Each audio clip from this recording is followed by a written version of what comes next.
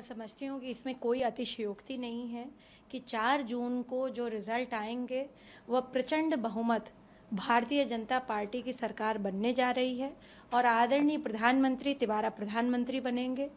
जिस तरह से आदरणीय प्रधानमंत्री जी ने इस विजन के साथ काम किया है और नीतिगत तरीके से काम किया है कि सबका साथ सबका विकास, वह कहीं ना कहीं सम्मान और सुरक्षा के रूप में पूरे मैं समझती हूँ भारतवर्ष में जहाँ जहाँ पे भारतीय जनता पार्टी की सरकारें रही हैं वहाँ उन्होंने काम किया। और मैं समझती हूँ क्योंकि मैं उत्तर प्रदेश से हूँ तो आदरणीय प्रधानमंत्री श्री नरेंद्र मोदी जी के विजन से योगी जी ने, यहाँ मुख्यमंत्री उत्तर प्रदेश ने समस्त रूप से जो है जनता को सम्मान और सुरक्षा दिलाने का काम किया है। और इसमें किसी भी तरीके की दो राय नहीं है कि जनता बिल्कुल समझ चुकी है कि भारतीय जनता पार्टी संविधान को बचाने का काम करती है, संविधान के पुरोधा के रूप में उभरी है और जो मैनिफेस्टो में बीजेपी ने लिखा वह उन्होंने डिट्टो करके धरातल पर दिखाया है।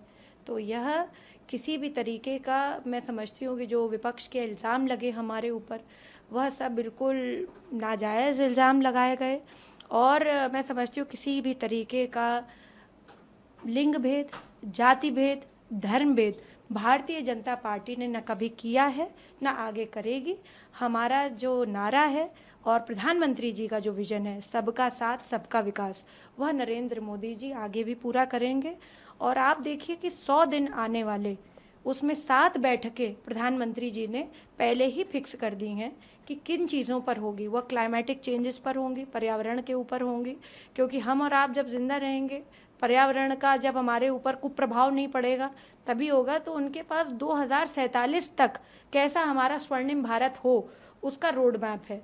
तो हम ऐसे व्यक्ति को ही चुन करके लाएं जिससे कि हमारे देश का भविष्य उज्जवल हो, और यही लोगों ने किया है, यही भारतीय लोगों ने किया है और 4 जून को इसका रिजल्ट हम सबको दिखेगा। जी। जिस तरह से विपक्ष की बातें सामने आ रही है, विपक्ष का कहना है कि ये जो न्यूज़ चैनल्स हैं ये सरकारी चैनल हैं और ये सरकारी आंकड़ों को दिखा रहे हैं। देखिए, मैं समझती हूँ कि